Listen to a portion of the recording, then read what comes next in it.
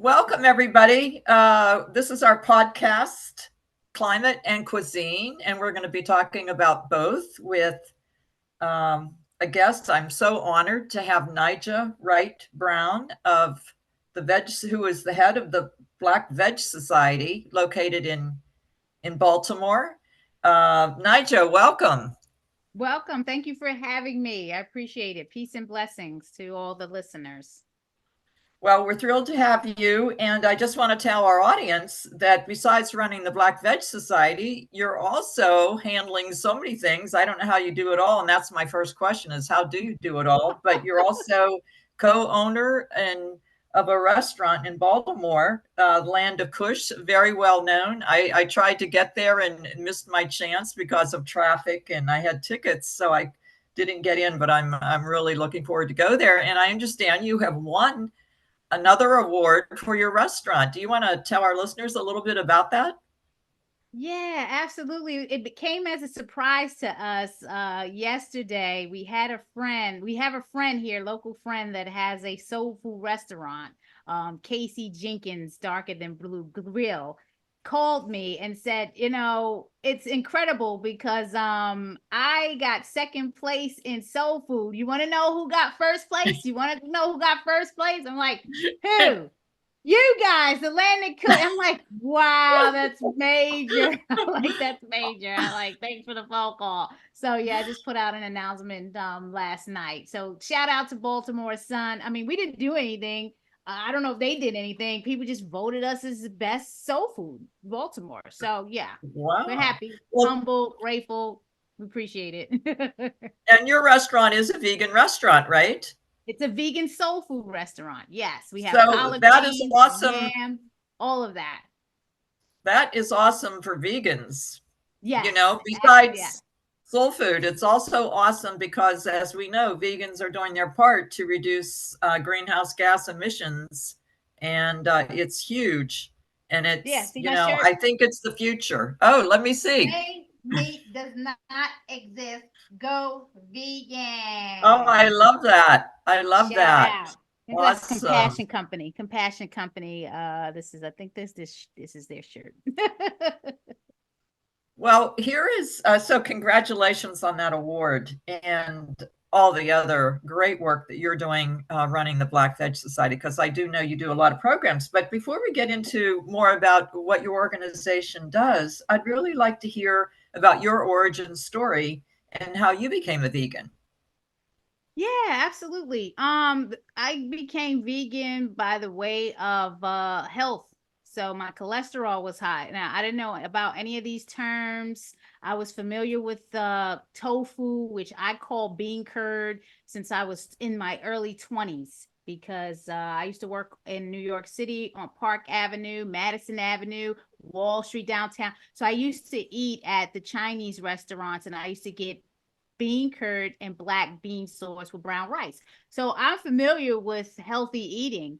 But fast forward to when I was 33, 10 years later, and I relocated to Maryland by way of a company job move. I worked for Verizon Wireless. I had to get a physical because you're moving states. You got to get new doctors, new dentists, all that type of stuff. And I thought I was in my best health ever. I worked out every day during lunch using the company gym. I was eating scrambled eggs with cheddar cheese and but I was working out. I'm healthy. Well, Yeah. reality check. Your cholesterol is borderline. If you don't do something about it, we're going to prescribe meds at 33. Like that's really young. Wow. And I'm holistic. So holistic means I'm not into all these drugs. I'm not into popping all these pills. So I had to Yes. find a way to do it the right way, the natural way. So I was researching using Dr. Google on ways to reduce my cholesterol. So I was popping garlic pills. I was consuming skim milk, things where there was no cholesterol until I met my husband, Gregory Brown. He also worked at the Land of Kush and he came into Verizon Wireless a year after I got down here. And he would bring these interesting lunches to work. Now, we were on the same management team under the same associate director. And he would bring these, the cute, I was familiar with the tofu. He would have different sauces, curry, barbecue, mustard, and he would allow me to try these dishes during lunch. And he was vegan. So that's how I started learning about the vegan lifestyle, and that the vegan food had no Awesome. cholesterol, and his dream of opening up a restaurant in Baltimore. So I have a marketing background. I used to be a nightclub promoter, talent show producer, comedy show producer in New York City. So I can market. Now, I don't know about restaurants or all that type of stuff in the operation, but I told them, hey, look, if I'm passionate about what I'm marketing, I can market anything. Let me help you with this. We are 13 years in brick and mortar. Now, we started marketing in 2008, going to festivals, 2007, going to festivals. And I'm talking about festivals where you are only going to find chicken and fish and all the greasy, worst type of foods that you can find. Yes. And we would be the only vegan soul food restaurant at these festivals, and we would sell out all days in a row. So we were really getting Fantastic. popular in the city of Baltimore. And we appreciate everyone's support, because that's why we're here today. Now, in 2011, we opened up the Land of Kush brick and mortar, and we served our first celebrity 1 month opening. We served Russell Simmons. So we really didn't know what we were doing, but that he was coming to Baltimore with his book. And so we were learning, and we're still learning, because we're not restaurateurs in terms of train. Everything is self-taught. Greg is a self-taught chef. He didn't go to culinary school. I told him we had to bring this vegan soul food concept to Baltimore. Collard greens, yams, mac and cheese, ribs, so that the Fantastic. community is familiar, because they think it's rabbit food. We have a lot of meat eaters that come in here because they love the food. So I can go on and on and on about all the stuff. I'll let That's you right. guys. We all love talking about food, don't we? And Yes, food. congrat Food is the soul. That's why we call for it vegan sure. soul. Yes. Well, I'm also extremely impressed, since I run an organization, and my history is running organizations, particularly membership organizations like what you have founded with the Black Veg Society. And can you talk a little bit about, did you start that? I really don't know the history of it, but how you have managed to make it such an effective organization, and what are your goals there? So kind of a two-part question. Absolutely. So, Black Veg Society started as a Facebook group of a loyal customer that we had at the Land of Kush. So, if you understand the restaurant business, in the first year, a lot of restaurants fail. So, that's what our focus was, making sure that the restaurant sustained. But of course, we had a lot of customers, they had a lot of ideas and a lot of things going on. So, we had this one customer that was trying to hand off this Facebook group called Black Vegetarian Society of Maryland. And their mission was to gardening, all that type of stuff to make food justice and all of that sustainable for the community. We just couldn't take it over. We were just so busy growing the restaurant. But every year, this customer would come back and say, here, can you take, you guys would be so good. You're already doing great. So at the third year, it was 2014.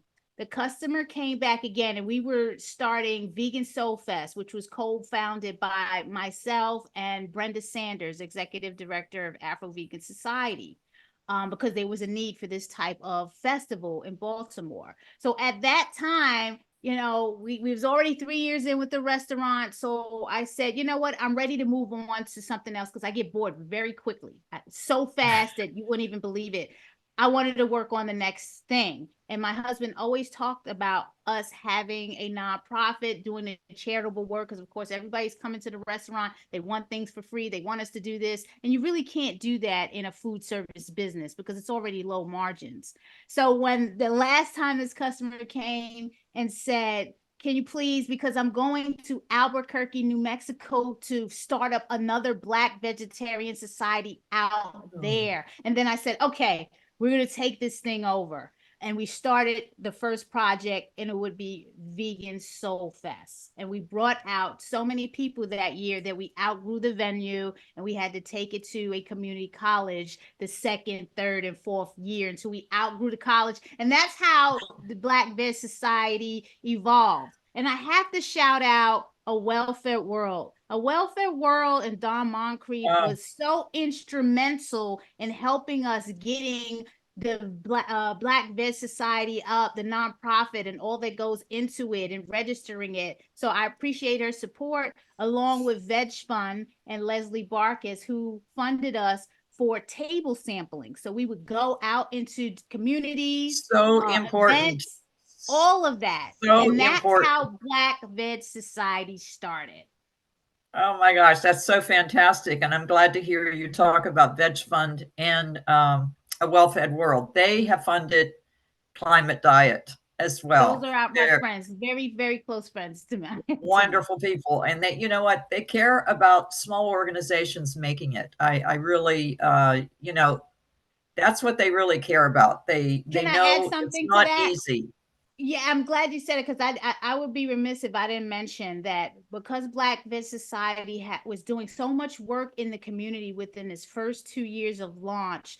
We were awarded in 2019 at the National Animal Rights Conference by Veg Fund recognition for the work that we were doing in the community. So at that point, that's when we became an award-winning nonprofit because of Veg Fund. Well, you know, I'm not sure if I knew that, but I looked at your program when I first heard about you, and I was trying to come up and meet you that time. And again, we got stuck in the big traffic between my city and your city, and missed that opportunity. However, I looked at your programs and I was so impressed. So I know what you're doing, just reading your website and seeing all the programs that you've launched and your success. So my hats off to the great work that you are doing and have done. So let's talk a little bit about where you have found the most success. You mentioned the VegFest, and what other programs have been the most successful for you besides like the Soul Fest? Right now, we are working on the Maryland Vegan Restaurant Month, and that's we do that twice a year. And when I say we are in partnership with a veg-friendly restaurant in Baltimore here called Golden West Cafe. So I had an incident in the city where I was told, because I asked a restaurant to take some cheese off a salad, that, you know, this is not this type of establishment. Go around the corner and go to that vegan restaurant and go eat. And I was offended because I was there to see my brother-in-law's marketing presentation, you know, and I could have taken that interaction a number of ways, as you can imagine. And I just left there so upset. And VeganSoul Fest was doing fine. And I was at my boredom stage again, like, well, what am I going to get into next? It's 2017. VeganSoul Fest is already at its third year. I need to do something else. Well, I went to Golden West and they were having a vegan week. And I thought it was crazy. I said, are you kidding me? This is not even a full vegan restaurant. Why are they having a vegan week? I have to speak to the owner. So Samantha Klassen came out and said, yeah, we've been doing this for 3 years because we know there's a lot of folks that have dietary restrictions or different ways of eating and ideologies. And this is what we do twice a year. And I said, how would you feel if we took this concept outside of this restaurant and grew it larger and get restaurants like you, veg friendly, to add more plant-based options to the menu? Her eyes open up. I've been trying to do that thing for years. I said, let's do it. Baltimore Vegan Restaurant Week launched. And then it wasn't enough. We had close to 40 restaurants signed up in the city of Baltimore. And then it wasn't enough. A week wasn't enough. We had to extend it another week. It became 2 weeks, and 2 weeks wasn't enough. So people wanted it all month. So at that point, we said, you know what? Let's try to roll it out to the rest of the state. now it's Maryland Vegan Restaurant Month. And shout out to Visit Maryland, because Visit Maryland is the presenting sponsor of this August Maryland Vegan Restaurant Month. So they're funding all the marketing that we're doing for this campaign. Yeah, that is serious. Love fantastic. it. You know, you're way ahead.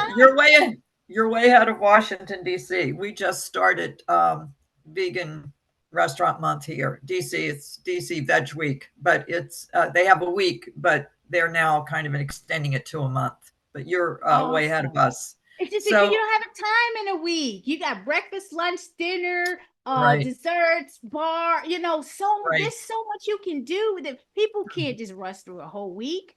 You know, we have people that come into town for this.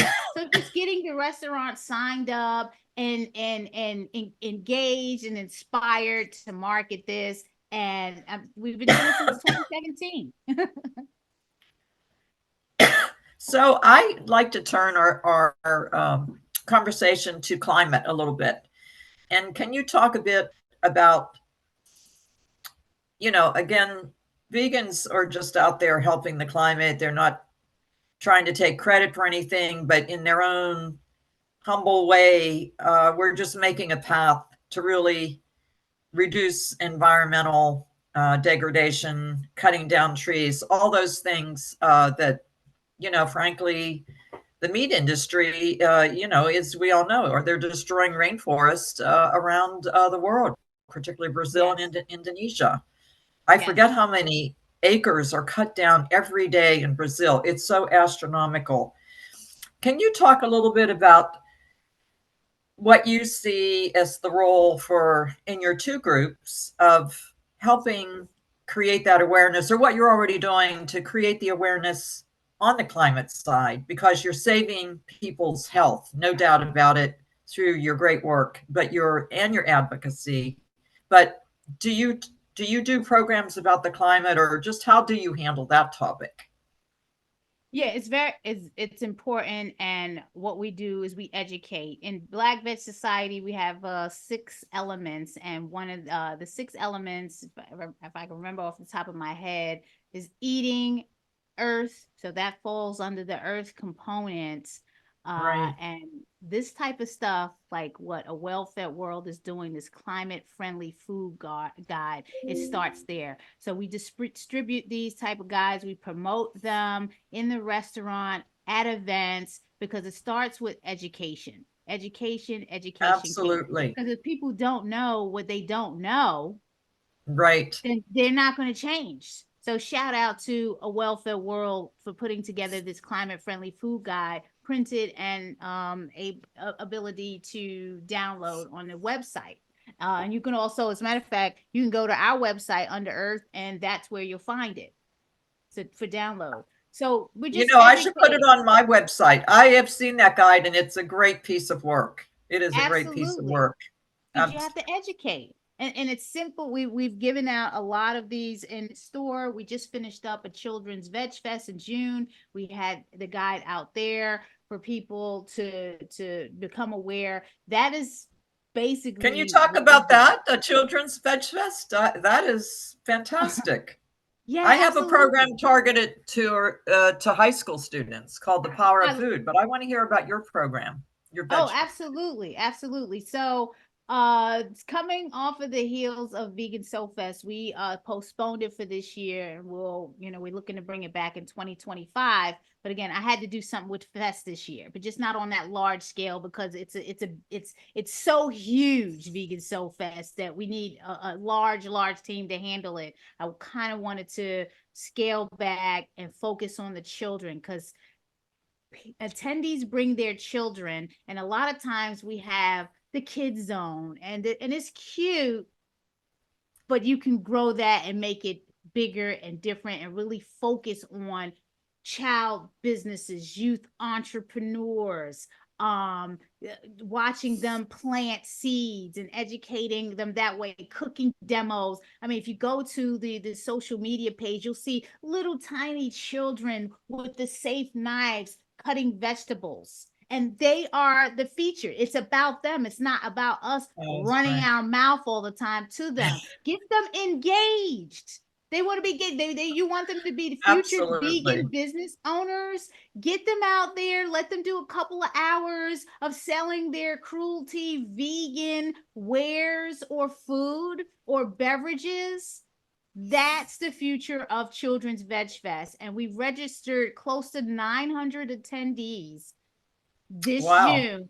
And we partnered Wow. with Baltimore City Rexon Park for the first ever one. And we had a lot of sponsors and we gave out 225 goodie bags. We are doing it again next year. So this is to stay. This is a project to stay, and we're going to grow it, and we continue to make it bigger and make it better. So that's the Well, focus of children. It's a plant-based family event. So when you look at it, we want the elders there, grandparents, aunts, uncles, fathers. It's near Father's Day weekend. Bring the family out, bring your children out, and bring your inner child out. If you don't have a child or a grandchild, come anyway and get this information. That's what I want to have a booth there, so let me know, Yes, and I'll come and please. You're I'll be an more than welcome. exhibitor.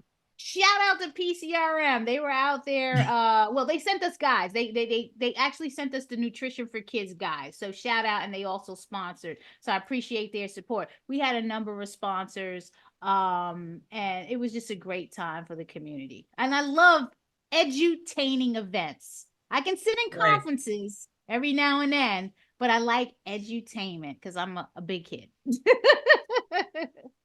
Well, you certainly have shown leadership in many different ways, and it's so impressive. This program, the VegFest for Children, I think is brilliant because I think we know that that's our future. But many of the current vegans and vegetarians around the country, around the U.S. in particular, are the young people. My daughter is the one that gave me the book, The China Study, and my husband and I read it, and we became vegans because she was already a vegan. How old was she? How old was your daughter? She was, I think at the time, we've been vegan vegetarian or vegan for about 25 years. So about 25 years ago, she gave it to me. She was in college. Or wow. she was out of college. But I think she herself became a vegan. Okay. Well, my daughter's 12. My daughter's 12. She's been vegan from the womb, and she's just vegan basically from the food standpoint. She's not really familiar with the environmental. She knows about the animal rights piece and not harming animals.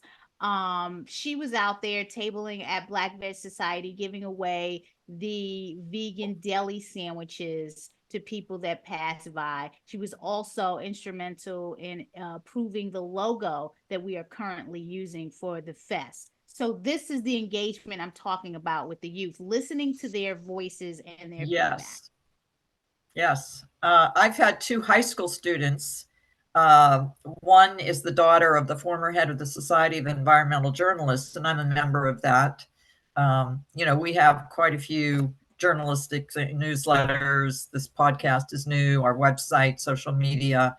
So we try to, and we put out press releases to the media and op-eds that talk about the climate and the diet and how diet impacts that. So this high school girl who was just a junior in high school wrote me this long letter saying, I know all about your organization and you know my mother.